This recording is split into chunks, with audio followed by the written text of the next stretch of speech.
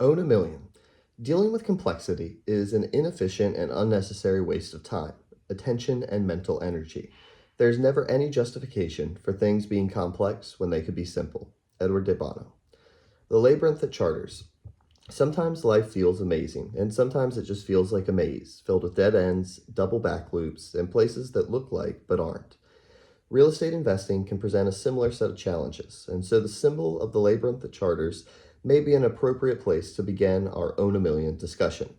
That famous walk-through maze is located on the sanctuary floor of the Chartres Cathedral in France, which was built in AD 1235. It was created so that the parishioners could walk the maze as a substitute for making the pilgrimage to Jerusalem. In some cases, they had to shuffle along on their knees as a penance. The key to making it through the maze is to stay focused and stay on the path. You see, in the Chartres maze, there are no wrong turns, just a long winding path to the center. Sometimes the path takes you away from the center, but if you carefully watch where you are going and stay on the marked path, you will make it to the end. The curious thing about these types of mazes is that they always look more complicated than they really are. That's what I want to talk about here. I want to take the complexity out of the maze of investing in and owning investment properties. The fact is that anything taken to its most sophisticated level usually becomes complex. Even the cars we drive, the TVs we watch, and the computers we use are at some level very complicated. However, using them to our advantage can be as simple as turning the key in the ignition, operating a remote, and pointing and clicking with a mouse. The question to ask about anything we do is this: how much of the complexity must I know in order to get what I want from it? Based on what we've covered already, you now understand how to acquire real estate investment properties and therefore know how to buy acquire $1 million in property market value. What is different about looking at how to own a million, amass $1 million of equity? The real difference is a shift in your focus from trying to buy it right to now attempting to grow it right. It's about turning acquired market value into realized equity gain. It's about turning your real estate investments into actual net worth that shows up on the balance sheet. From the very beginning of this book, this is the game you set out to play. It is the real estate investing, wealth building game. But let me be very clear about one thing. You already have covered everything you need to know about. But let me be very clear about one thing.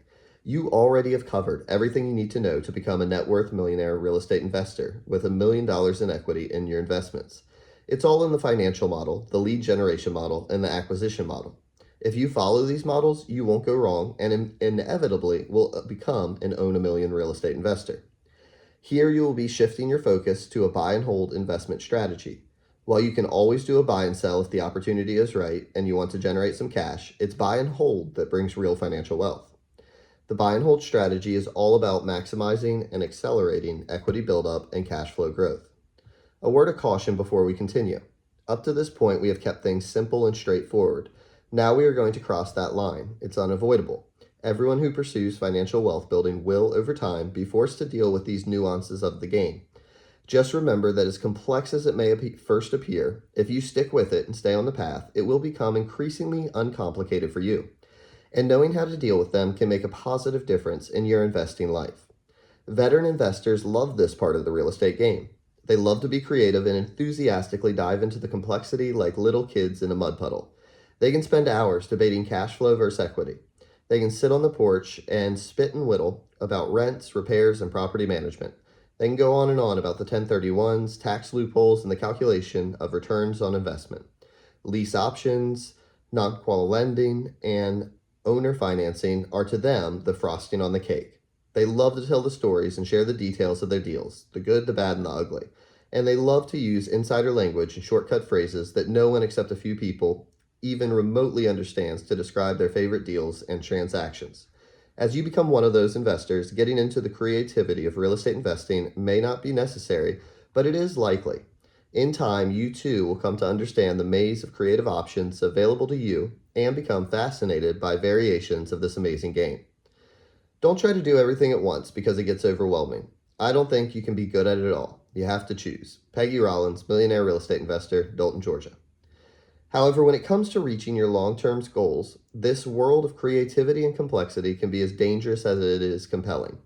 Many of our millionaire real estate investors warned us about these dangers.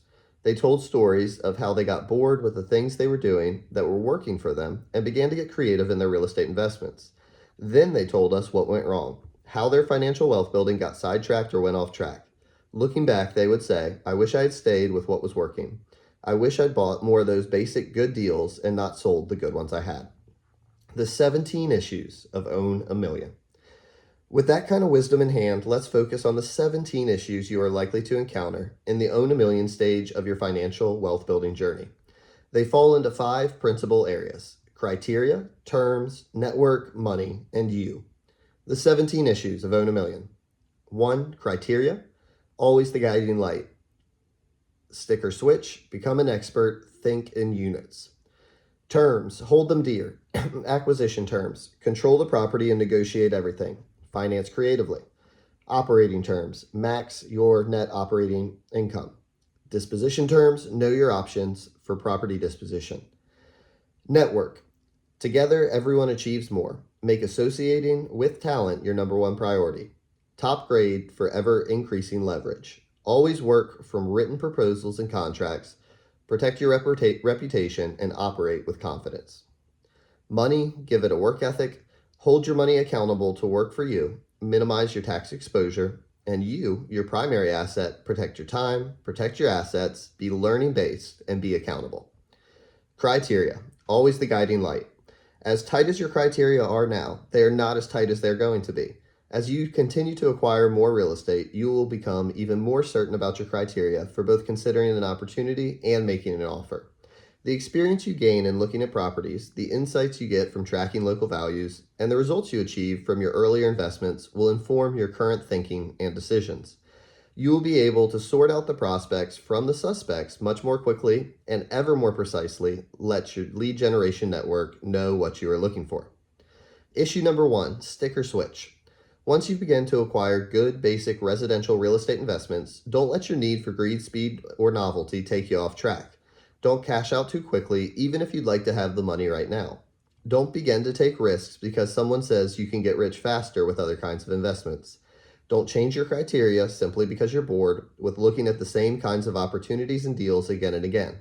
Repetition is the mother of mastery and of skill. When you connect to the results you are achieving, the activities you are repeating, you'll get excited about the activities. The power is in the repetition. Here's the basic wisdom. Pick a niche to get rich. Learn the niche, master the niche, and eventually own the niche. Stick to it and maximize your financial growth from it. Your criteria will define your niche. It may be geographic or a type of property. It usually will be focused on a price range and the condition of the property. It also may involve a type of financing or a particular clientele of renters. Once you have that niche and you're getting good results, stick with it, ride it for all it's worth. There may come a time when your niche is maxed out and there's no more good deals in it, or you may find that economic conditions or governmental regulations have put a hold on the growth in that niche. Then you'll be faced with a dilemma I call the dilemma of stick or switch. Do I stick with my criteria or switch my market? Do I stick with my criteria and switch my market, or do I stick with my market and switch my criteria? Think about this carefully. Don't do it as a knee-jerk reflex. Be sure the switch is necessary and think about what you would prefer to master, a new market or a new set of criteria. In either case, you will need to put in the time and do the work to master your new niche. Our millionaires told us that when they changed strategies, they did it carefully and purposefully. They took enough time to gain confidence in the new niche before ramping up their acquisitions. In a sense, they kept a beginner's mind willing to learn before taking action. For them, the phrase persistent effort and patient money is a lifelong working principle. There's a time to buy, and there's a time when it doesn't make sense to compete to buy. Todd Tressiter, Millionaire Real Estate Investor, Reno, Nevada. Issue number 2, become an expert. How does an investor become an expert in his or her niche? Once you've picked a specific geographic area, a type of property, and a set of economic standards, you're focused on the details and issues of the real estate investment. You focus on the details and issues of that real estate investment profile. You must uncover all the information sources you can, find out who else is working that area, get to know them, and set up your lead generation program. There are 3 ways to master your niche. 1, study and observation. 2, experience and doing. 3, asking and listening. Study and observation. You already know that you must be able to determine market values and rental values accurately. In your target area, you will track these 2 factors continuously and be able to apply them to any particular property. But you will also want to follow the local trends that affect those values. You will keep track of business growth, new construction, zoning changes, highway construction, recreational development, and any other factors that might indicate increased population, employment, and housing demand. Millionaire real estate investors are students and observers. That is how they become confident about predicting average time on the market for property sales, future home sale prices, vacancy rates, and the likelihood of continued price and rent appreciation. When they factor appreciation into their acquisition evaluations, they aren't guessing or being hopeful. They know because they take the time and make the effort to become experts in that type of property, in that price range, in that kind of condition, in that location. They know their criteria in great detail, and they know they do enough research to know whether a property is worth pursuing or a deal worth doing. Many of them even keep their own databases of real estate activities, listings, rents, and recent closings. They know that they need to. They know that they need to know so. They know that they need to know, so they notice and take note. They search out reports and review the facts. You will too. Experience and doing. You can't play the game from the sidelines, and you certainly can't do it from the stands. So as much as you learned from observing and tracking trends, your real estate investment education has really just begun. To be a true expert, you have to get in the game, mix it up, get dirty, take your lumps, and learn from your miscues. Millionaire real estate investors know what they know because they know how it works in the real world, the multivariable, interactive world of action and reaction, cause and effect. In the end, real wisdom comes from taking action and learning from what happens. I have come to see learning as having 4 stages: understanding, knowledge, wisdom, and power. Understanding means you are aware of something, you get it mentally. Knowledge means you have studied it and see how you could do it. Wisdom means you have experienced it and know how it works. Power means it has become part of you and you do it habitually. You are now unconsciously competent. There is no difference between you and what you know. It is reflexive. You act on it virtually without thinking about it. You make it look simple. The bottom line is that if you do your homework, you too can be a genius. It's just not that difficult. Paul Morris, Millionaire Real Estate Investor, West Hollywood, California. The true masters of anything are like this. Their knowledge and wisdom are deep. However, their level of learning has a price. It comes from doing. While the masters remain students of the game, they are first and foremost players of the game. That is the place I want you to point you towards, becoming a master of real estate investment game. Be willing to get in the arena and learn by doing. Mistakes are okay. In fact, they're great teachers. Don't fear them, embrace them. Do this not because mistakes are your goal, but because they are inevitable in achieving any goal.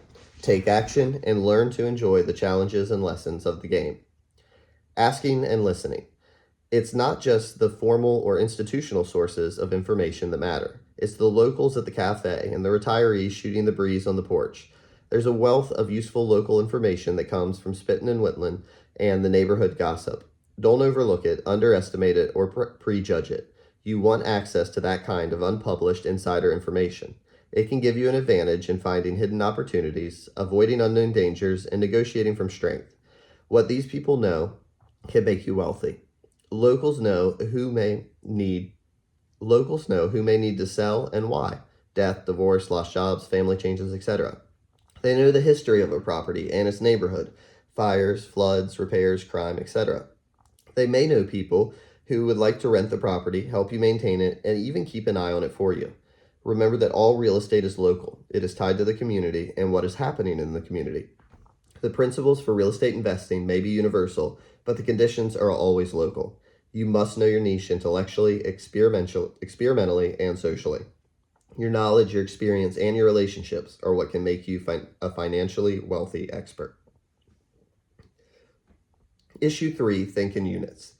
There is one trend that is so pervasive among our millionaire real estate investors that it seems to be a truth. We've come to call it the think in units truth. It's about how many units you own, and it's really a double think: rental units and management units. To understand this truth graphically, look at the chart below. As the number of dollars invested in real estate increases, you can see more dollar signs as you move down the left-hand column. So does the number of rental units. Each of the circles represents a rental unit. However, our research shows that there is, at the same time, a decrease in the number of management units, the shaded rectangles. In other words, as you invest in more and more real estate, you begin to think in units, the number of management units that contain your rental units. If all you owned were single-family houses, you would have one management unit for each rental unit. When you acquire a duplex, you now have two rental units in one management unit. In a fourplex, you have four rentals in one management unit. And in an apartment building, there can be many rentals within just one management unit. This trend towards multi-unit properties makes sense for at least two reasons: simplicity of management and limitation of losses. Since each building will require both property management and leasing services, it is usually easier and more efficient to have fewer of them. Handling one large apartment building with 100 rental units is easier than managing and leasing 100 separate single-family houses. Thus, consolidating management costs can increase the profitability, net cash flow of the investment. The second reason for doing this is that it can limit potential losses on individual management units. If you have one vacant apartment in a 20-unit building, you are still receiving 95% of your rental income from that property. You're unlikely to go into default on your debt service and will probably still have positive cash flow. When your single-family rental home is vacant, you don't have any income from that property, and that presents a big problem for that management unit. If you own 20 single-family homes, your total income loss is the same, just 5%, as in the 20-unit building, but you may incur more hassle and paperwork as you move cash flow from other properties to protect your vacant home, especially if you've got your home separated into different legal entities. That brings up another important factor that leads investors to think in units. Each management unit also entails entity protection, insurance policies, a tax return, and probably a separate property management person. The consolidation of your units under one roof, so to speak, saves on all these costs, and when you must be involved, probably will save you a lot of driving time. This is certainly a case where you can take complexity out of the game. Multi-unit properties also can increase your ratio of rents to value. This means that you are receiving more monthly income for each dollar's worth of market value of the property. You can see this easily with a duplex, triplex, or fourplex. In most areas, based on our research, you will be able to get between 0.7% and 1% of the property's value as monthly rent. In our acquisition model, we recommended using a 0.8%. As you'll recall, this means that if the property has a market value of $100,000, you can expect to rent it for $800 per month. Typically, you will find that rental income from a duplex with two rental units is greater. It won't be double, but it is usually 20 to 50% more. Thus, if the $100,000 property is a duplex, you may have two units that each rent for $600, thereby getting you a total of $1,200 per month, or a 1.2%. The downside of large multifamily buildings is that they may not get the same level of appreciation and value that is possible for single-family properties. Also, there is a more limited market for those who will or can buy them. If you sell, it'll be to other investors, and they will base their offers strictly on your cash flow numbers. No emotional buyers here. Therefore, most of our millionaire real estate investors told us they keep some single-family properties in their portfolios.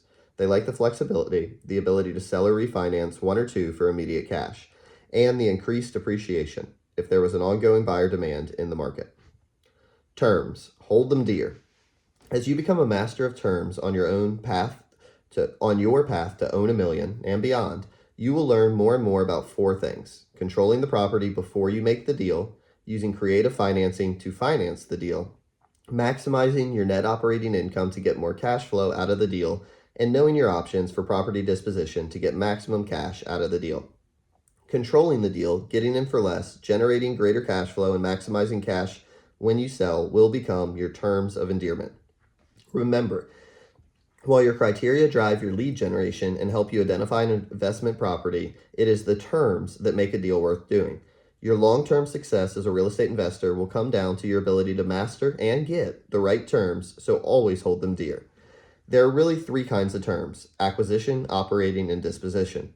Each one of them can affect the overall financial performance of your investments. Making the terms work for your money is how you get your money to work for you. I recommend that you master the terms worksheet, buy and hold. Each area of the worksheet represents a place where you can improve the way your money works for you. If you use it as a guide, you will learn to control it, buy it right, operate it right, and when it's time, sell it right. There are two matters to consider: the price of a property and the price of money. Mike Brody, Millionaire Real Estate Investor, Plano, Texas. Buying, operating, and selling is a dynamic process. What you do at one point in the process will affect many other parts of your investment picture. Successful investors understand that the way all the parts affect each other and the results that are achieved. If you can understand this, you will make more informed decisions and more positive choices along your path to becoming a millionaire. The first step in getting clarity is to have a standard model to use for comparison. Then, as you make changes from that standard model, you can see what the impact is on your cash flow and your return on investment and see how great the impact is. Let's now look at how terms can affect your cash flow and return on investment by isolating the variables. Our standard model looks like this: $100,000 current market value, 20% discounted purchase price, 20% down payment, 5% annual appreciation in market value, 5% annual appreciation in rents, initial monthly rents at 0.8% of market value, expenses and vacancy at 40% of rental income, and 30-year loan at 7.43%. We will compare the annual cash flow and annual return on investment we achieve in year 10. You can see the results of this analysis in the chart below. For our standard model, we would achieve at year 10 an annual cash flow of $3,602 and a total return on investment for that year of 78.3%, 12,526 divided by 16,000.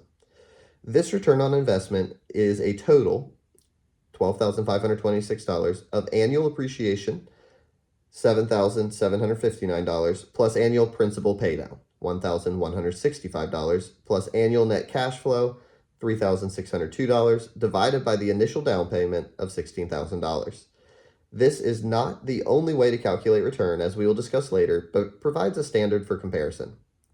What we see from the standard model chart is that if we don't buy with a discount, both our cash flow and our return will go down. Lower market value appreciation doesn't really affect cash flow, but seriously reduces ROI by 29%.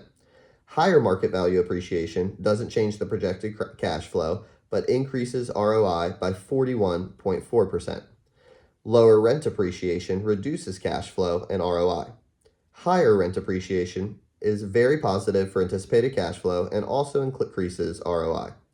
Holding expenses to 30% caused a dramatic increase in cash flow. Holding expenses to 30% causes a dramatic increase in cash flow, 1,490 over the standard model. Getting rents up from 0.8% to 1% of property value increases cash flow by a whopping $2,234 annually. Doing this also increases ROI. Finally, a 0.5% increase or decrease in loan interest rates doesn't seriously affect either cash flow or ROI.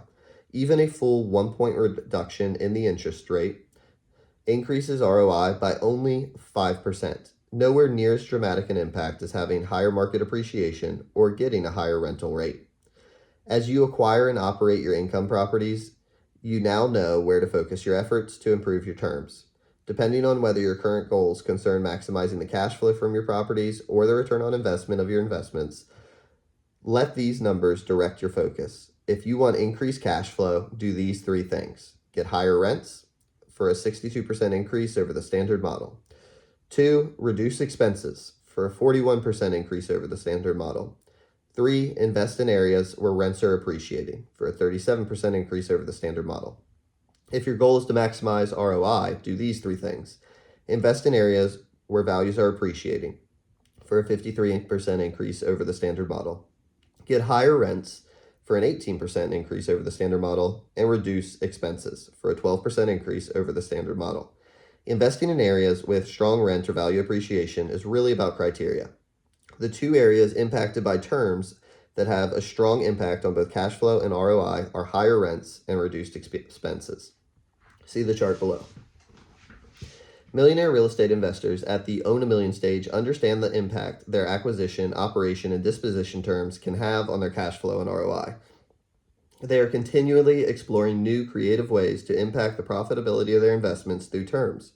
So let's explore in detail the 4 principal ways millionaire investors do this. 1, they control the property and negotiate everything. 2, they take full advantage of creative finance. 3, they max their NOI. And 4, they know their options for disposition.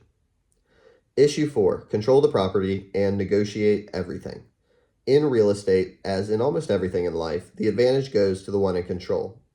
Putting a property under contract, even before all the details are worked out, gets you into the driver's seat, and that's where you need to be. When you find an opportunity that looks good, always think about quickly getting it under contract. The contract gives you control and will always have clauses that allow you to exit the deal if your due diligence, inspections, conveyances, zoning research, etc., shows that you need to get out. In some cases, you might need to invest in an option or a non-refundable deposit, but this may be a small consideration in return for the advantage of controlling the sale. If you determine that you do not want the property, you can still sell and assign your contract to another investor and be paid for it. Control the property and include escape clause in your offer. 1. Escape based on condition at inspection. 2. Escape based on results of feasibility study. 3. Escape based on financing. 4. Escape based on repairs. 5. Escape based on other party approval. Here's some advice from our millionaire real estate investors. Negotiate everything and anything. You do this when you make your initial offer and later with counter offers. Of course, you will be sure to get your price with your discount, but in many ways, that is only the beginning. Look at the property and see what could be conveyed with the sale. Valuable conveyances might include the washer and dryer, the drapes or blinds, the gas grill, some of the furniture. When appropriate, ask for needed repairs or for the seller to cover part or all of your closing costs. You never know what you can get until you ask. Think outside the box. Think outside the house. Negotiate everything: the price, financing costs, closing costs, possession date, conveyances, ability to rent prior to closing, ability to start repairs prior to closing, ability to assign contract. I've seen it all in the thousands of transactions that have come across my desk as a broker. From the buyer who said he would do the deal if the seller would throw in all the lawn equipment, to another who said she'd buy at the seller's price if it included the classic Mercedes in the garage. In both cases, the seller said yes. But it's not just about the personal property and conveyances. It also can be about the financial numbers. When my co-author Dave bought a property 6 years ago, he offered to pay the sellers the full asking price if they would contribute $7,000 towards its closing costs. They said yes without making a counteroffer. He knew that they had been out of the house for several months and already had one purchase contract fall through.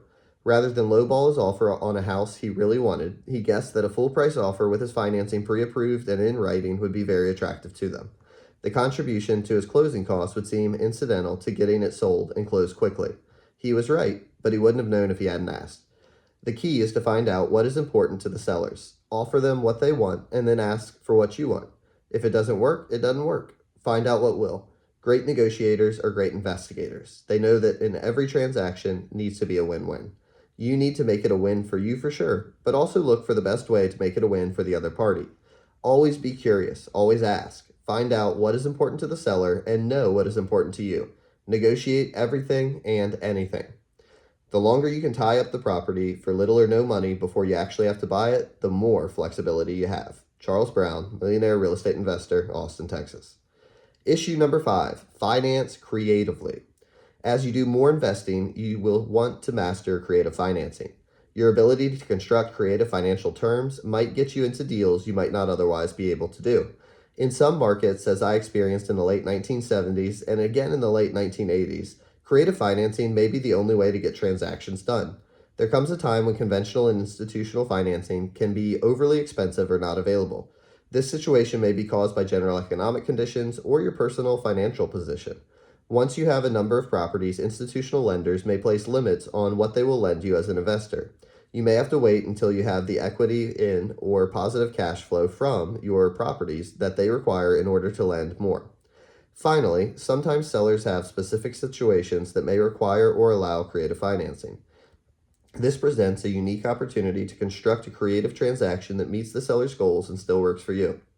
Creative financing is the way around these binds.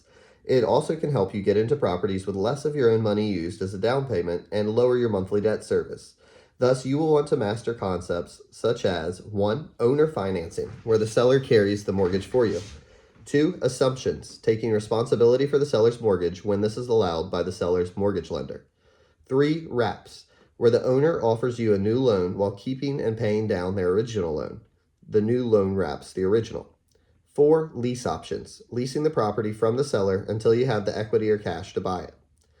5. Private seconds, where you obtain a second loan to cover your down payment on a primary mortgage loan.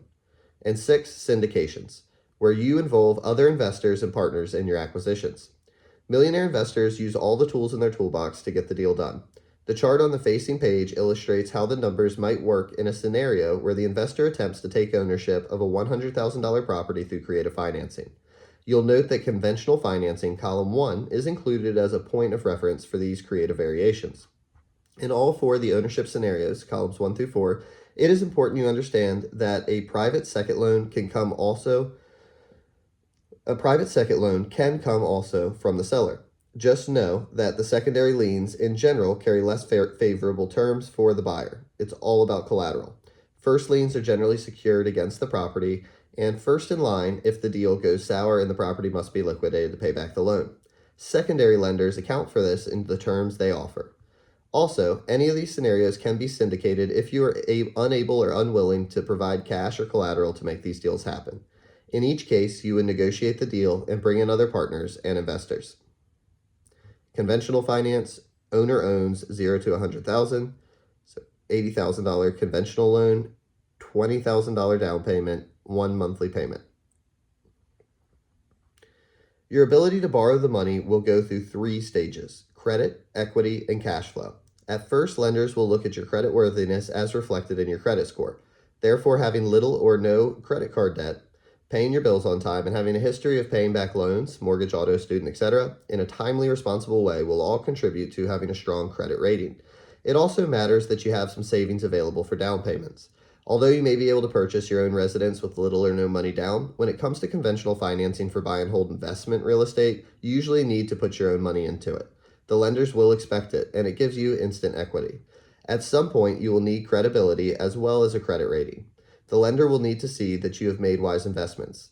The first measure of this will be your equity position in the properties you own. Sometimes you can access this money by getting a home equity loan and using it to make your down payment.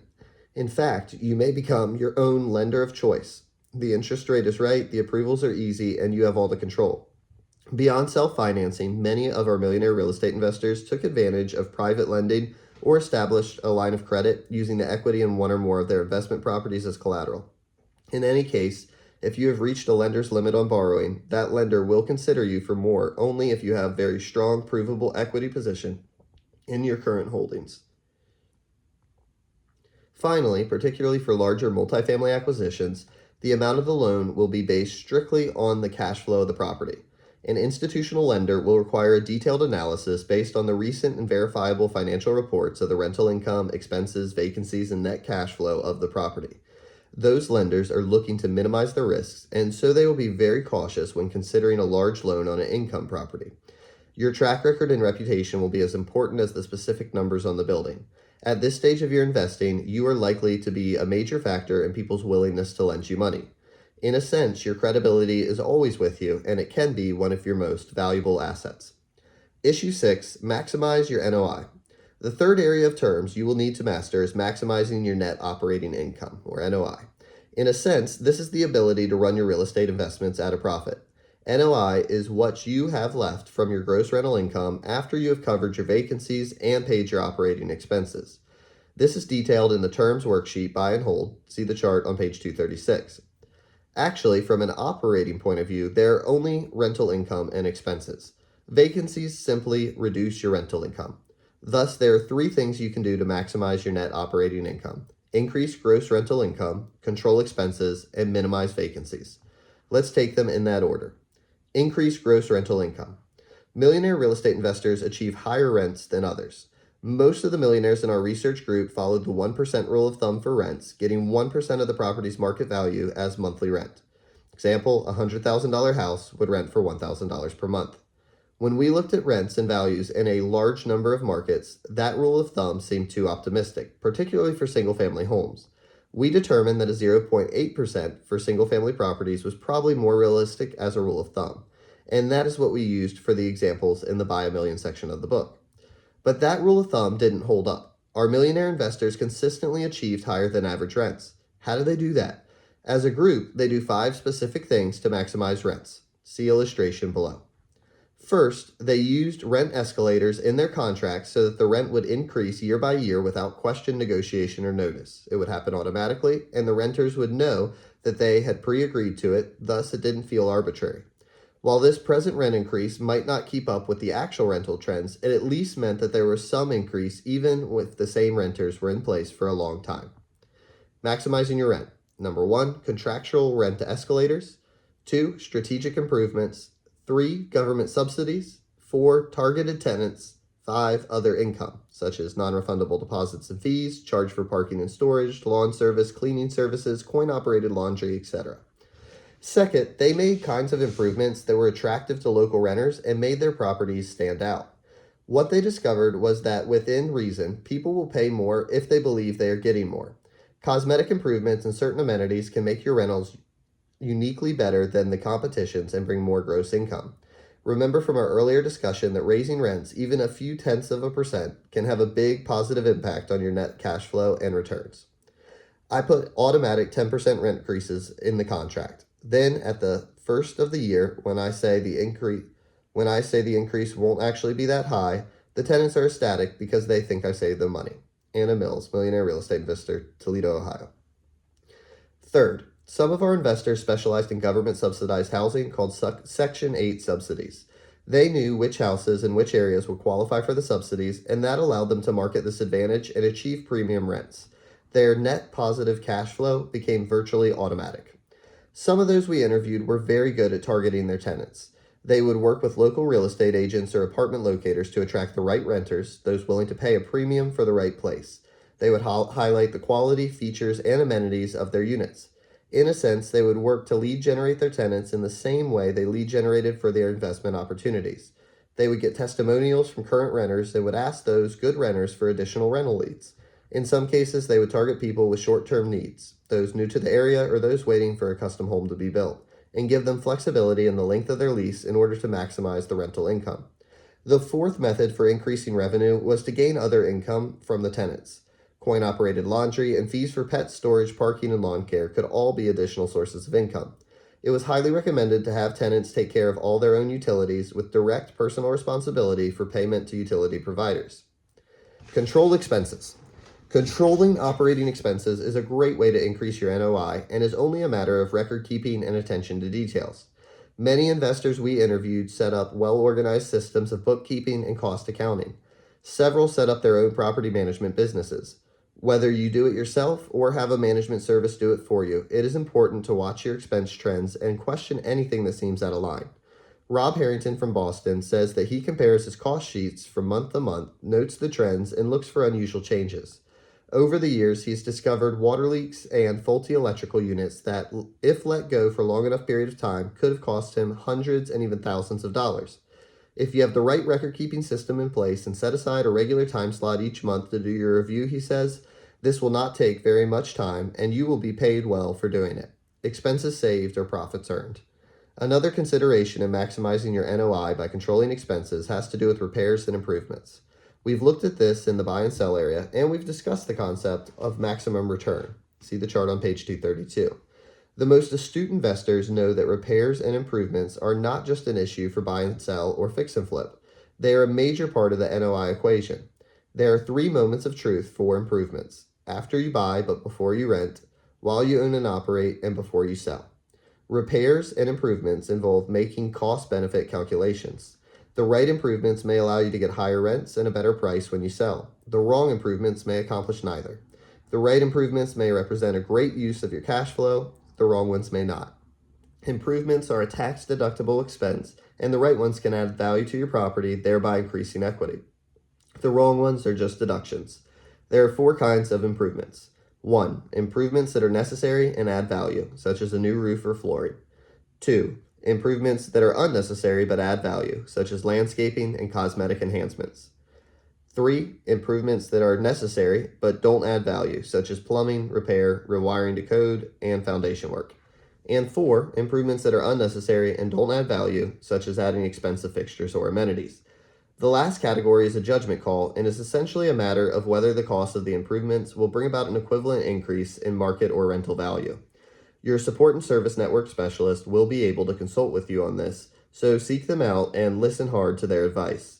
The wisest landlords know that repairs and improvements are an NOI financial gain.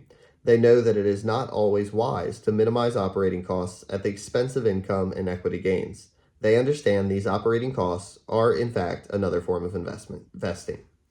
Minimize vacancies. Reducing vacancies and the time it takes to re-rent the property are also important ways to improve net operating income. The key is to anticipate vacancies and have a game plan to market the properties to new tenants. Get ahead of your vacancies, not behind them. When a unit goes vacant, be ready to rehab, clean, prep, and market it quickly. Note, the more units you own, the more cost effective it becomes to have a staff or service providers perform this service for you. While it may seem obvious that keeping your tenants for a long time reduces vacancies, it is a good thing. Rob Harrington says that many landlords are so eager to raise rents that they may alienate good tenants. Remember, he points out, it may take you a very long time, even at a higher rent, to make up for the lost income from a vacancy.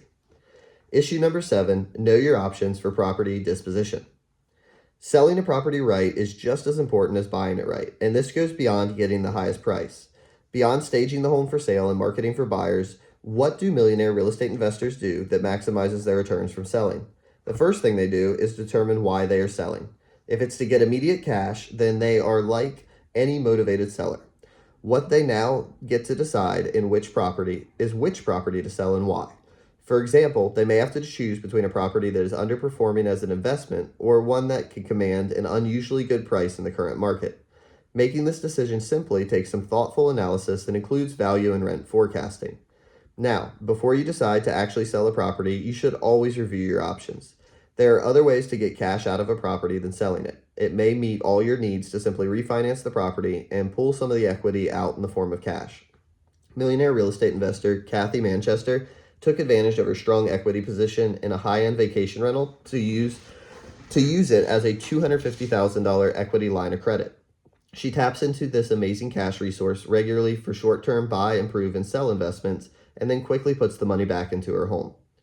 Options for property disposition: lease option out, refinance, tax-deferred 1031 exchange, sell. If you are looking for a way to maximize your price, you can use the lease option out strategy by finding a renter who wants to buy but cannot qualify for traditional lending. In the lease option contract, you can offer to apply some of the rent towards the purchase, agree on higher than market rental rate, and negotiate the terms of the future sale at a precise point in time. With this approach, you should have a higher NOI and usually a higher sales price. If the renter does not exercise the purchase option when the contract expires, you can do it again with the next renter. In a lease option or any sale, you also can opt to be the lender. Many non-qualifying buyers will pay a premium in both price and interest rate because you are their last or only source of financing. If they default, you get to do it again, probably at a higher price. One of millionaire investor Bob Guest's best deals was on a lease option. The woman who leased his home for a period of 2 years took amazing care of the property. She landscaped, painted, and improved. As with many lease option tenants, she considered herself the owner of the property even though she had not exercised her option. At the end of her contract, she decided not to purchase, and control of the property reverted to Bob. In the end, he had 2 years of strong cash flow from a great tenant and a more valuable property that had been cared for lovingly. Your next option would be the tax-deferred 1031 exchange, where you sell one property and buy another without incurring capital gains taxes. The fundamental requirement from the IRS is that you reinvest all of your profits into the next property or properties within a specific timeline. We will talk later in the money section about the opportunities to do tax-deferred 1031 exchanges. Lastly, there is always the option of just selling the property. Millionaire investors consider this their last option, since they are always seeking to minimize taxes paid on the net proceeds of a sale. They know that the other options present better ways of preserving their capital and, when necessary, providing them with cash. Network. Together, everyone achieves more. In all business, teamwork is one of the fundamental operating principles. For us, it's not just a feel-good, warm, fuzzy concept. It's about synergy and achieving the best results. That happens only when everyone is pulling for one another and, whenever possible, pulling together towards a common goal. Anything worth doing is likely to succeed at the highest level when we synergize with others. This fact was made real for us by our millionaire real estate investors. They not only pointed out how others had helped them get started, but told us how important it was along the way to have a group of trusted partners, mentors, supporters, and providers. I made this point earlier when I talked about your work network and the lead generation network. What I want to say here is that your networks must grow as your investments and financial wealth grow. In fact, there will be a direct correlation between the two. Your network will reflect your net worth. Here are the 4 things you should do in your network as you grow your financial wealth. 1. Make associating with talent your number 1 priority. 2. Top grade for ever-increasing leverage. 3. Always work from written proposals and contracts. And 4. Protect your reputation and operate with confidence. Issue number 8. Make associating with talent your number 1 priority. Your success will be determined in large part by those around you. As a result, you must proactively surround yourself with highly talented people. You are the social engineer of your own people matrix, the architect of your personal mastermind. Whether you are contracting for labor or employing it, talent is always the key. What is talent? Talent is intelligence, behavior, motivation, attitude, abilities, and experience of a person that make the person uniquely suited to do what he or she is doing. That person is a natural fit for the task or venture. Talent is not a measure of someone's worth. It is not a generalized label for a person. It is always related to the role the person will be playing. Talent is role and task specific. You want to find talented people who do what they do and love doing it. More than that, you want talent that is fiduciary, not just functionary. That means that the people you choose to go beyond doing the job they were hired or assigned to do. They look out for your interest and protect it. I had an insurance agent who was doing an underwriting inspection of an investment property that I was in the process of buying and that his company was going to insure for me. He called me back to tell me he had completed his report and gotten the approval for my insurance. Then he told me that he was aware that his company had dealt with a number of foundation issues in that neighborhood recently and that I might want to have it checked out. I did, and while there wasn't a problem with my property, I valued the extra effort by my fiduciary insurance agent in warning me about this. Always work with fiduciary talent. They will make a significant difference in your investment success over time. Functionary versus fiduciary. Functionary completes the task, other directed, narrow focus, delivers information, responds to needs, adequate skill, low service, low level thinking, meets expectations, replaceable. Fiduciary owns the result, self-directed, big picture, advises and consults, anticipates needs, exceptional skill, high service, high level thinking, exceeds expectations, irreplaceable. Getting the right people in your work network doesn't happen by accident. It is a matter of intention and process. Finding talent and establishing a relationship with talent must be purposeful, so you must have a process. A simple process I recommend involves 3 steps: behavior, references, and track record. Determine people's natural behavior by asking behavior-based questions. Actually, if I'm hiring someone, I always use a behavioral assessment. The DISC test, for example, is a proven low-cost assessment that is widely available on the internet. It can be taken online with a report sent to you. An assessment will help you understand what people are good at and how they tend to act. Are they aggressive or not? Do they work well with other people? Are they systematic in their approach? Do they follow rules and procedures? The key is to know what you're looking for and then decide if they measure up. You can sharpen your observational skills when you know what you're looking for. I recently needed some handyman work done on a property. Since I was in a hurry and my repairman was tied up, I called a guy who had a small handyman for hire ad in our neighborhood paper. I could tell after 5 sentences that he was not the man for the job. He had all the verbal energy and emotional expressiveness of a telemarketer. He was selling me from the get-go. I know that good detail workers on physical projects don't behave that way. I wanted a handyman, a craftsman, not a salesman pretending to be a craftsman. Remember that talent means the person's behavior fits the work to be done. Learn to read people's behavior. Find the person who's the right fit, and you're less likely to end up having one. Next, always check references and do 2nd and 3rd level reference checks. In other words, I ask each of the provided references who else I might talk to who could give me insight into this person. For example, the reference may know a neighbor who used the contractor in question. When I am 2 or 3 levels away from their direct references, I usually get the whole picture, the person's weaknesses as well as their strengths. Finally, probe for the track record from that person and from independent sources. I have found that a person usually continues to operate in the way he or she has before with similar results. This is particularly true with important things such as attitude, work ethic, integrity, and quality of work. Get to know people, make it your business. Success leaves clues, so look at their track record until you find the clues you're looking for. Determine who is talent, and then make having those people close to you a high priority. Your net worth ultimately depends on the talent you bring into your life. Issue number 9, top grade for ever-increasing leverage. Ultimately, you can't do everything yourself, not if you want to get a lot done in life. Thus, you need leverage, people who do things with and for you. Every business owner knows this, and all the investors we interviewed told us this. You can't do it alone, and you'll do better if you don't try, particularly when it comes to investing in real estate. Get leverage, find out which people get it done, which ones do what they say they'll do, and which ones are the best. Use them, contract with them, and hire them. Always be upgrading and never settle. Find the best, expect the best, and continue to work only with those who deliver the best. Those people will help you make your real estate investments grow and enrich your life. We'll talk more about building your employed staff when we cover the 7th level in the Receive a Million section. For now, I encourage you to have the courage to top grade those who are close to you in your investing. Whether it's an advisor, a professional associate, or a service provider, do not be afraid to replace that person.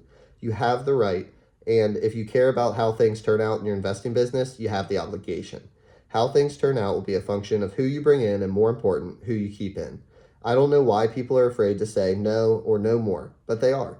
Some people stay in bad relationships, and others put up with less than quality work and not getting what they paid for. Don't do that. Care about people and treat them fairly. However, people don't do what they'll say they'll do or don't care about doing it well, move on to those that do care. Don't do it in a mean manner. In fact, always try to let these people know that you care for them as a person. Encourage them in their future work, give them any personal support you can, and then start working with people who you believe will do a better job. To ensure you can always judge a person's work fairly, you follow this mantra in your professional relationships. Work first, friends second, and social maybe. It's an approach that works. If you're going to the top, if you want your real estate investments to go to the top, you must top grade the people on your team. The best athletic teams do this, college or professional, and their fans expect it. Recruit the best players and play the best players. Some good players may be left on the bench when the best ones take the field. That's what those coaches get paid to do, top grade, and so do you. Issue 10, always work from written proposals and contracts. It is not an accident that most states require that all real estate transactions be done by written contract and only by written contract. No word of mouth, no inferred agreement, not even a handshake is enforceable when it comes to a real estate transaction. A written contract is binding, but only its written terms are enforceable. Real estate transactions have a long-standing and honored legal tradition regarding the written word. Besides, putting expectations in writing is fundamental to good business transactions. It makes things clear, it provides for consequences, and it can be interpreted and enforced by a third party. Paper has no memory lapses. Many people mistakenly believe that contracts simply create understanding and agreement. In fact, they do much more. They also provide for misunderstanding and disagreement. Contracts outline not only what will happen and who will do what, but also what will happen if they don't. Good contracts provide for clear and straightforward consequences for default or breach, and for a prescribed manner of dispute resolution, mediation, and arbitration. In a sense, good written contracts cover contingencies so that if worse comes to worse, all parties know in advance what will happen. For me, contracts are agreements for disagreement. When everyone is in agreement, no one looks at the contract. It's only when there is a disagreement that it gets pulled out and gone over with a fine-tooth comb. As a rule, write agreements to resolve any possible disagreements as agreeably as possible. Do everything in writing. Get your bids in writing, get your proposals in writing, and work from written work orders and job descriptions. Even when it is not a purchase or sale of a property, any agreement you make with someone to do something for you or for you to do something for another person should be in writing. The costs, the fees, the specs, the plans, the options, the deadlines, the penalties, and the method for dispute resolution should all be there, in writing and signed by all parties. It's a pay me now or pay me later deal. You do the tough negotiating and agreement reaching up front, or pay with misunderstanding and contention later. I encourage you to be tough up front and get it in writing every time. Issue number 11, protect your reputation and operate with confidence. Your reputation is perhaps the most important asset you have. It's amazing how many people misunderstand this or get it reversed. They believe that reputation is important only when you are just beginning and when you clearly need the cooperation of others. Then when you are successful and financially independent, you can be arrogant and difficult to work with. They seem to believe that power comes from success and money. In my experience, those with the most success and money are usually the most cooperative and responsible. Of course, there are always exceptions. There are a few successful investors who are egocentric and difficult to work with. Perhaps they have created an erroneous stereotype for the financially wealthy. Your reputation for honesty, responsibility, and cooperation is foundational for your success. Since this reputation was earned over time, it is unlikely that it will change suddenly. The habits you built and demonstrated along the way will be sustained for the long haul. Begin with the end in mind. Treat your reputation as the precious asset it is.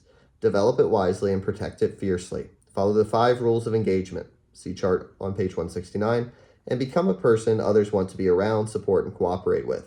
That reputation will bring you many opportunities and cost you none. Beyond that, your reputation may reduce the problems you have to deal with. First, people will be there for you when you need them. They will help you find solutions. Second, a good reputation may prevent problems from arising. I experienced this once with dramatic results. A problem had arisen as the result of a transaction. The buyer involved in the deal called me. He said that he had been so upset with what had happened in his real estate purchase that he planned to sue me. When he talked with several attorneys about it, each one told him that I always did the right thing. Turns out these attorneys were all in my network and knew me very well. As a result, the buyer decided to call me rather than sue me. We resolved the problem, and he was very pleased with the way it was handled. When it was all over, what stuck for me was that other people's opinions of me, my reputation, had prevented a lawsuit against me. The same can happen for you too. In your role as an investor, your reputation will come from the way you make offers and do deals. Always do this with respect for the other person and an understanding of his or her needs. One of the most important is honest and straightforward communication. Since your acquisitions will have to meet both your criteria and your terms, you usually will be making below market offers and negotiating for everything you can. It'll be important for the seller not to take any of this personally or have the sense you are trying to steal the property. Let the seller know and be sure your real estate agent lets them know that you are trying to help them get their property sold. You are an investor and you can buy the property only if it is a good investment. If the numbers don't work for the seller, that's okay.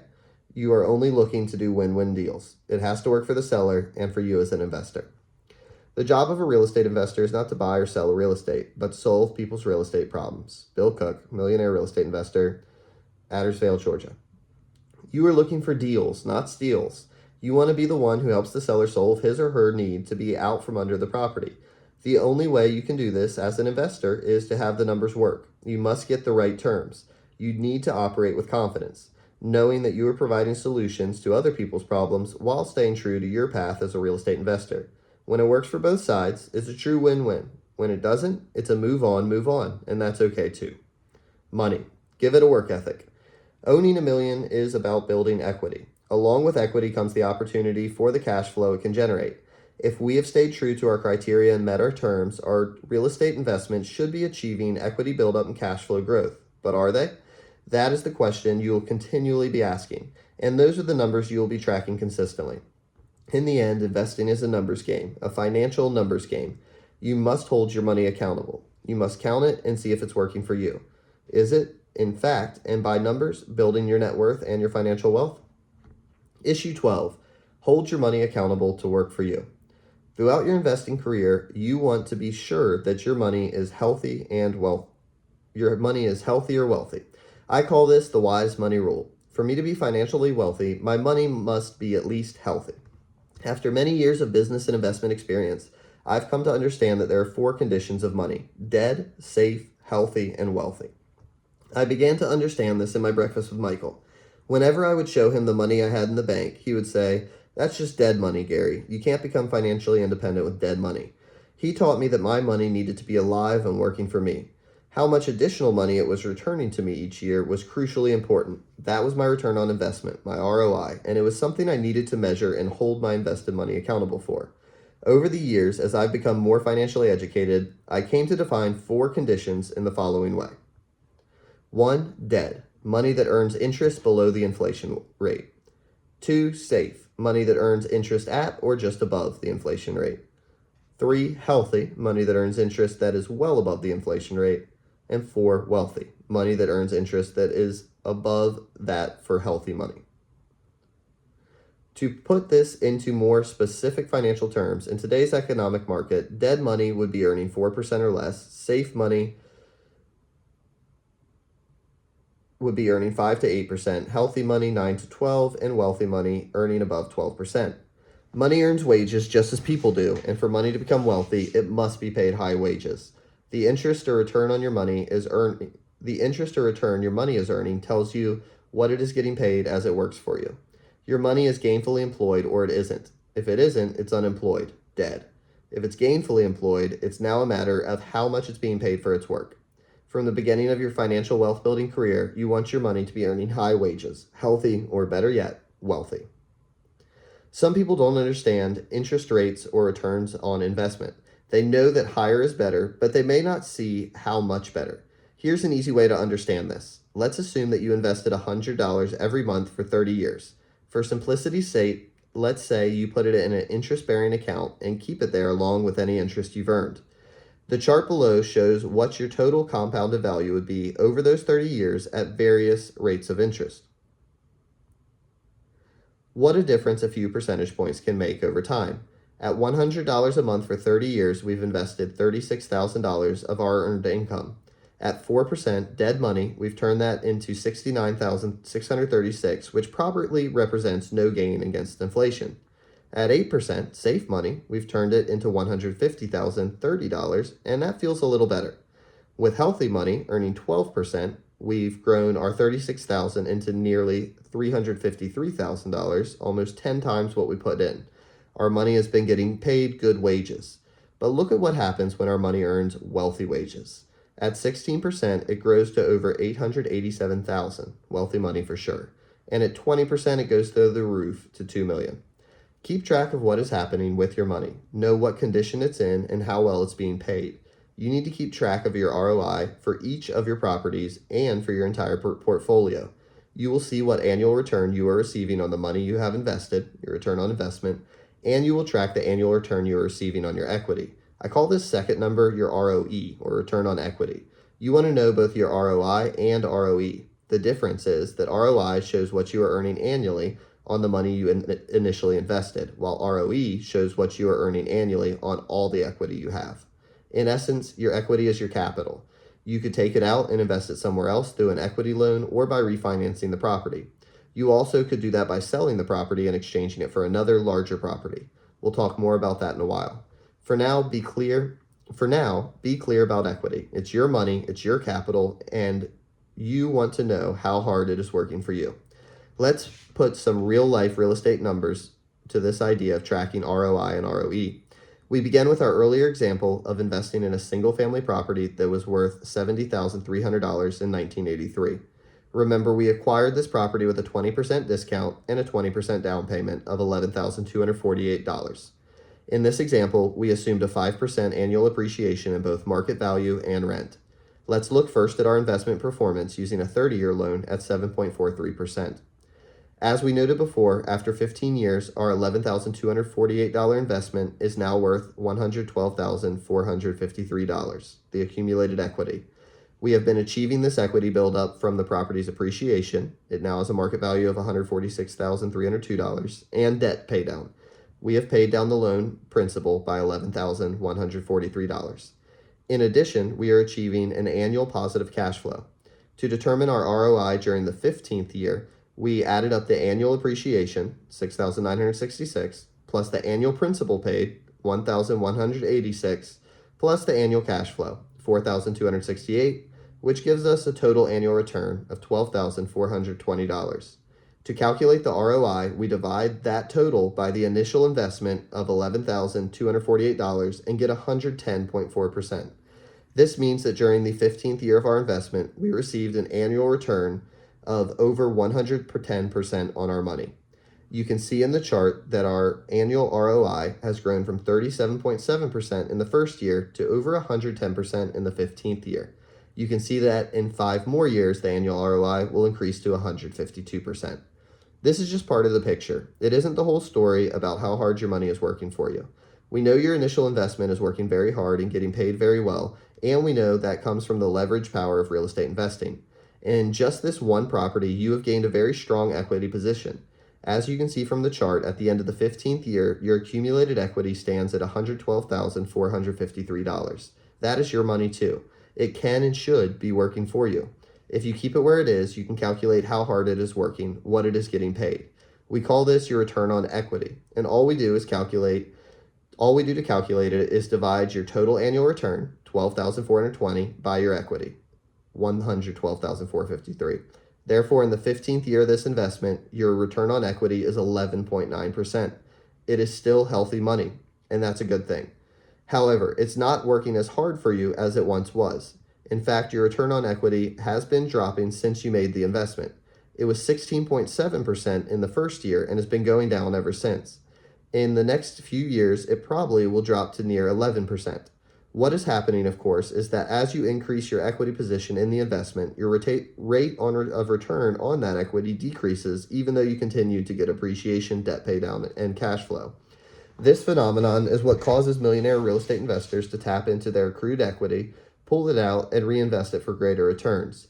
They want their money, both earned and unearned, to work as hard as possible to get paid as much as it can. Therefore, they continue to leverage that equity back into additional real estate investments, always buying it right with clear criteria and favorable terms. Our survey of our millionaires showed that they had a 40% equity position in their holdings. Our survey of our millionaires showed that they had a 40% equity position in their holdings. Most admitted that they could have used cash flow to pay down more debt and increase their equity more rapidly over time, but they chose to keep building their financial wealth by putting that money back to work at a higher wage. You may be wise to do the same thing. Not only will it get you to own a million level, it can build up an unstoppable momentum that can carry you to the own multi-millions level. In our example, let's now reinvest some of the equity and see what happens to the return on the equity. Let's say at the end of year 14, you refinanced your debt and took out some of the equity. You had 104,286 in accumulated equity, which meant you had a 75% equity position. Let's say you wanted to keep a 40% equity position, $55,728, and therefore pulled out the remaining $48,558 through refinancing. You now owe $83,592. When we again calculate your return on equity for the 15th year, we will use the $55,728 as the denominator. With the added debt, your cash flow will be reduced, but you will still achieve a total annual return of $10,004. Your return on equity on this property is now back up to 18%, 10,004 divided by 55,728.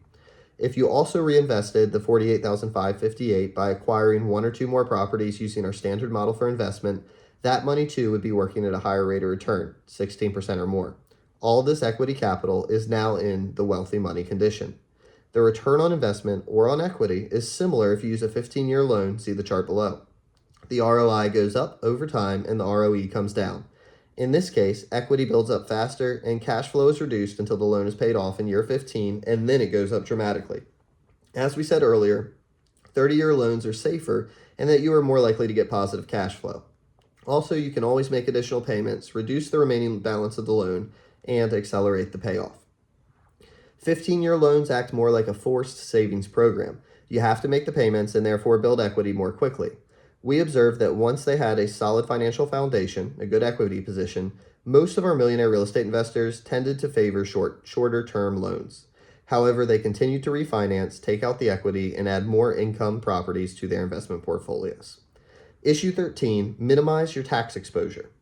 In addition to making your money accountable by tracking your ROI and your ROE, you want to minimize your tax exposure. This is a fundamental operating principle for all millionaire investors. They understand that taxes are an obligation, but not a mandate. The government wants you to pay what you owe, but gives you many ways not to pay, at least not right away. It's really saying, we will charge you less if you do these things. Looking at it another way, it is saying, we will invest in you if you do what we want you to do. The government wants you to invest in real estate, hold those investments, or move into bigger ones. In a sense, the government is your co-investor. You are wise to take advantage of what it wants you to do, particularly since that is very advantageous to you as a real estate investor. The first thing you want to do is keep a detailed and comprehensive accounting of all your expenses, including the costs you incur in lead generation and property evaluation. Almost everything you do during your acquisitions, inspections, finder fees, and real estate commissions represent costs you can use to offset your rental income. Most of those costs can be recaptured even years after they were incurred at the time when you have begun to achieve positive cash flow. You certainly need to keep track of all your operating expenses while you own the properties. In addition, you can make property repairs and improvements, especially those which add value to the investment. and these expenses are also deductible against current or future income. Beyond all this, you can depreciate the property. In fact, the government requires you to. It is well worth the expense to retain a great tax accountant who specializes in real estate investment. This person will be a key member of your work network. If he or she is not in your inner circle will help you find the best person to be your tax advisor. The first step has been to reduce the realized income on which you will pay taxes. The second step is to reduce capital gains taxes, the amount you pay the government when you realize a profit or gain on the sale of a property. While this profit already is taxed at a rate below most income tax rates, you can delay paying it for a very long time. The two primary ways to do this are through IRAs and 1031 exchanges. You can use your individual retirement account or other tax-deferred savings plans to make and hold your real estate investments. As long as you don't take the money out of those accounts, you do not have to pay taxes even if you achieve large amounts of equity. You can, if you choose, take that money out later when you need the income. An out-of-town owner called me wanting to sell 4 properties. They were all in great condition, just needing a little paint and a new roof, and they were all fully occupied. But he had happened to get my postcard at the time he was trying to get the tenants out, so he could sell them and do a 1031 exchange into an apartment building in Florida. So he told me that if I bought all 4 by the date he needed to sell, he'd take 90% of their value. I negotiated with him down to 82% of what they were worth, and I bought them for basically no cash out of pocket. That is, I had 2 people in lease option agreements who refinanced at about that time, so I used the $130,000 I got out of those 2 lower-end properties as down payments on 4 occupied properties worth $360,000, and it was a 1031 exchange, so I didn't pay taxes on anything. Vina Jones-Cox, Millionaire Real Estate Investor, Cincinnati, Ohio. In the end, it's the tax-deferred 1031 exchange that gets massive use by millionaire real estate investors. The program in the IRS tax code allows you to sell and buy properties without having to declare capital gains or pay those taxes. It's a very straightforward procedure, but it takes some planning. First, you need to hire a 1031 qualified intermediary before you close on the sale of one of the properties. That person will act as your guide and escrow agent as you move through the sale of one property and the purchase of the next. After the sale of your relinquished property, you have 45 days to identify the replacement property and a total of 180 days to close on that second property. You want to be looking for the replacement property before or during the marketing of the property you are selling. If you find a good opportunity, you can enter into a contract with a right to assign clause if your first property does not sell, or a 1031 clause in the purchase agreement. If you find a good opportunity, you can enter into a contract with a right to assign clause if your first property does not sell, or with a 1031 clause in the purchase agreement if it does. Many people have the mistaken notion that you are exchanging your property with someone else. You take theirs and they take yours. In some cases that can be done, but it is neither the purpose nor the requirement of a 1031 exchange. A 1031 exchange is designed for you to exchange one property in your portfolio, sell it, and replace it with another one that you wish to buy. It allows you to keep purchasing larger, more expensive properties without having to pay capital gains taxes on the ones you sell. This is a wonderful way to keep your money working for you. Your primary asset. Don't underestimate what's possible, and don't underestimate yourself. Invest in yourself. Stay plugged in. Seek out role models and mentors. Invest in your personal development and education. Learn everything you can as soon as you can, and never stop learning. Never stop asking questions. Stay into curiosity and out of the need to know it all now. Remember that you are your most important asset. That's not a selfish point of view. Shakespeare was reflecting this when he said, "To thine own self be true." The degree to which you develop yourself and achieve your financial wealth building goals will be the degree to which you can leave a legacy. In the end, others will benefit from what you do for yourself. Issue 14, protect your time. Arguably, the most valuable asset anyone has is his or her time, and so it pays to value it, protect it, and invest it wisely.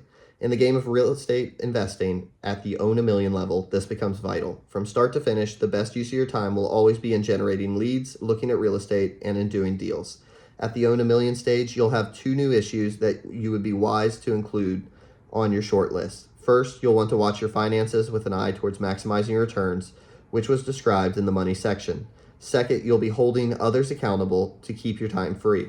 Your growing portfolio of rental properties will need someone's attention. It doesn't have to be your responsibility alone. Things break. Toilets and furnaces cease to function on Fridays as often as they do on Mondays. Properties have to be shown. Tenants sometimes need to be reminded to pay the rent. These problems and situations are the stuff or the war stories experienced investors tell, the stories that frighten many new investors away. What our investors made all too clear was that while owning real estate investment properties does make you a landlord, it doesn't mean you have to do the work of one. Therefore, don't act like one, hire one. Give 10% of your gross income to buying investment properties and spend a tenth of your time each week watching your money in your property. You have to learn to invest time in your properties. If it digs into your workday, you need to start earlier. Marshall Redder, Millionaire Real Estate Investor, Granville, Michigan. I'm talking about property managers, and there are increasingly more options for investors, large and small, to contract with property management firms for single-family, residential, multifamily, and commercial rentals. You simply account for it in your expenses. A typical fee is 10% of gross rents. And make sure the properties you acquire have enough gross rent to handle the cost and still generate positive cash flow. If your portfolio is large enough to support this, you may be able to let the economics of scale work in your favor by hiring a full-time property manager as an employee to manage all your properties. This is another area where investors have been quite creative. To protect their time, they not only budget for property management, independent contractors, or employees, but also cut deals with responsible tenants. In return for free or reduced rents, these model tenants often will manage small multifamily properties on the owner's behalf. Many single-family investors sidestep the issue through home warranties and lease agreements. For example, they purchase a warranty for their property that covers common repairs with a $50 deductible. Then they write into the lease that all repairs are the tenant's responsibility along with the deductible. This can be marketed as a win for both the owner and the occupant, since the renter can call for any repairs at any time for a small out-of-pocket cost, while the owner doesn't have to book repairs around the tenant's schedule. There are innumerable solutions to the problem of the day-to-day management of your holdings. As your wealth grows, make sure you're holding someone besides yourself accountable to tend to these daily tasks. Your time is too valuable and your life too short to collect late rents or fix leaky faucets. Issue 15, protect your assets. I encourage you to do entity and estate planning as early in the game as you can. I waited too long and had to pay a high price when I finally got the right advice. I cost myself money and opportunities because I wasn't thinking big enough soon enough. I thought I didn't need it in the beginning, and it seemed like an unnecessary expense. I was wrong. If you fail, you need it. If you fail, you need it, and if you succeed, you need it. If you succeed big and don't have it, not only will it be expensive, but you have made mistakes you can't undo. My advice is this: do it right and do it right away. Very early in your investment career, you should meet with a qualified lawyer and estate planner with experience in real estate. Your network will be a good source of people to contact and interview. Once you find the right one or two people, ask all your questions, answer theirs, and make decisions. First, you want to make sure that you and your assets are protected from any liabilities that may arise from your ownership or your position as a landlord. This is the right time to be sure you have proper insurance in place. Second, you want to be sure that your estate is handled properly and that you have minimized the tax consequences for your family and heirs. You want to maximize the amount you can give tax-free while you are alive, as well as minimize the tax burdens on your estate. If you get to work on this early, it will inform some of your investment and acquisition decisions. Issue 16, be learning-based. First you learn, and then you earn. This old adage continues to be true for those who have acquired an enormous number of investment properties. Investing is a lifelong learning endeavor. Even the most experienced millionaire real estate investors told us how much they were still learning and how much of an advantage their increased awareness was bringing them. They told us to remind you always to be a student of the game, and that's what I'm telling you now. Never stop learning. To put a twist on the old adage, the more you learn, the more you earn. Earn and learn your way. Jack Miller, Millionaire Real Estate Investor, Reno, Nevada. The learning curve is a scientific and research-based concept. It has a real shape and a real impact on everyone. What it says is that at the beginning of every venture, when you are a novice, you will put a lot of time on the task, learning or skill building, without much apparent increase in your skill, ability to be effective. But don't be discouraged by this. After a certain amount of learning, your skills will begin to show some improvement. Just after that, there comes a very important and exciting time, a period of accelerated growth in both awareness and skill. Suddenly it all comes together. You get the whole picture and see how every piece fits into that picture. Your judgment is sharper, your confidence is higher, and as a result, you're even more motivated. You're now in the game. The key is to getting good at real estate investing is to stay with it long enough to reach this accelerated zone of skill attainment. Many people quit too early, sometimes just before entering the zone. Others never put in the time it takes to get there. They remain novices and therefore make novice mistakes throughout their investment career. At the top end of the learning curve is the place where experts dwell, those uniquely motivated people who enjoy mastering the game. Even at their level of expertise, they continue to learn and fine-tune their knowledge and ability. However, as the curve shows, they do not gain a massive increase in ability for their time they put in. But for them, that little difference makes all the difference, and a 1% improvement in an area can translate to big, meaningful returns. They are at the top of their game, and while it isn't always a competitive game they play, no one plays it better. There is an important reason why I've introduced this concept at this point in our discussion. I want you to understand that learning is the game we play when it comes to investing and financial wealth building. Knowledge is power, particularly in financial matters, and it is worth taking the time and having the patience to reach the zone of skill attainment in any area you want to master. There's a second point I want you to appreciate. Every time you undertake a new area of knowledge, you again will go back to the beginning of the learning curve. You will, in that area, be a novice. This is the real problem with changing your real estate investment strategy again and again. You will move backwards before you can move forward confidently. There will be some carryover from your general learning about real estate, but if you move your investment strategy from residential single-family houses to mini warehouses, from urban to ex-urban properties, or from existing rental units to raw land, you will have to start over and learn both the basics and the nuances of a new area of real estate. Keep going to seminars and keep learning because that's what keeps you enthused. Even if you do just 2 deals a year, that'll get you enthused. Peggy Rollins, Millionaire Real Estate Investor, Dalton, Georgia.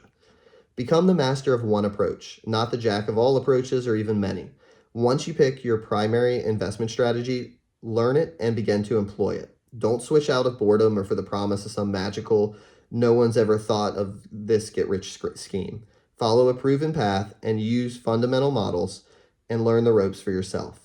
Let any aggressiveness or sense of urgency drive you first to learn and then to stay tenaciously focused on working your chosen strategy. Master your niche before you ever consider a switch. And issue 17, be accountable. Few people understand the concept or the power of accountability.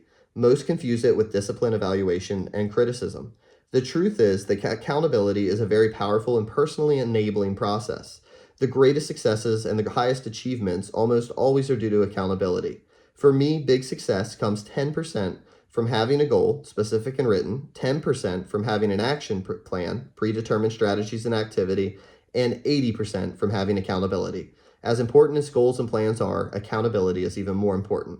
Accountability means having someone else with you whom you review what you've done, evaluate the results you've gotten, and commit to the next things you are going to do. This process must involve another person, a mentor, a coach, a consultant, or a peer partner. You can be more or less disciplined by yourself, but you cannot hold yourself accountable over the long haul. There must be another person. That's what makes it work and makes it powerful. You need the education and the experience, but first you need the heart. Robert Kiyosaki. Almost every great athlete or artistic performer has a coach. Many have more than one. Tiger Woods is reported to have had 5 at one time. Who holds you accountable is important. Those people should know you and what you are trying to accomplish, and you must trust and respect them. But they do not need to be better than you at what you are doing. Their role is to keep you on track, to make sure you are doing what you set out to do and you are looking at the results you are getting. Always remember that feedback is the breakfast of champions. Accountability is about getting feedback and using it to inform and motivate our future actions. It's not about letting ourselves get too far off track or out of the balance. Find the best accountability partner you can and allow the accountability process to work for you. Once you experience the life-altering power of accountability, you will never stop using it. It all comes down to this. Our goal with Own a Million was to touch on the complexity of investing without getting lost in it. Surprisingly, all this apparent complexity can remain simple if you keep the right perspective. All the complexity you will encounter in real estate investment game boils down to trying to accomplish 4 simple things. 1, getting in for less, little or no down payment. 2, maximizing cash flow, increasing rents and reducing debt service and expenses. 3, avoiding taxes, reducing or delaying them. 4, increasing return on investment and equity. Don't let new names for things or more complicated ways of doing them distract or disorient you. Keep it simple, keep your focus, and avoid getting lost in the labyrinth of complexity. Your path is straighter and far less complicated than you might think. Almost everything we've learned up to this point can be readily distilled into a short, memorable form. When you take a step back and put things into the simplest terms, it all comes down to this.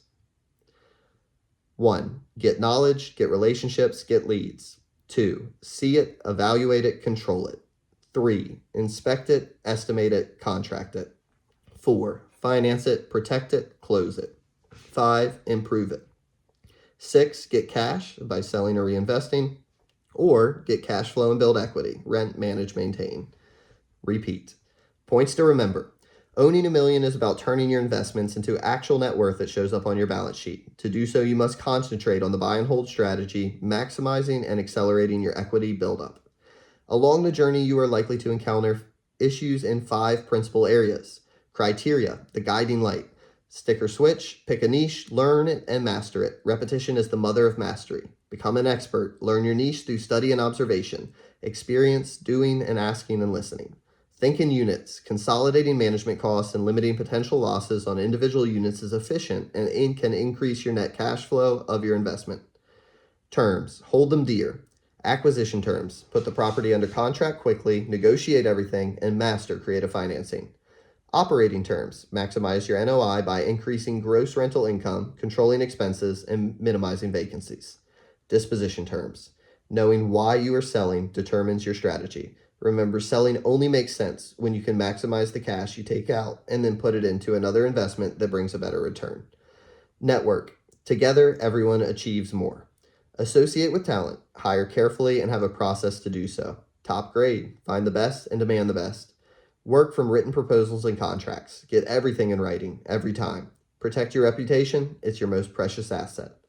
Money. Give it a work ethic. Hold it accountable. To be wealthy, your money must be healthy, so know what condition it's in. Dead, safe, healthy, wealthy. And how well it's being paid. Minimize tax exposure. Reduce realized income on which you pay taxes, and reduce capital gains through IRAs and 1031s. And your primary asset. Protect your time. Hire others like property managers to tend to daily tasks.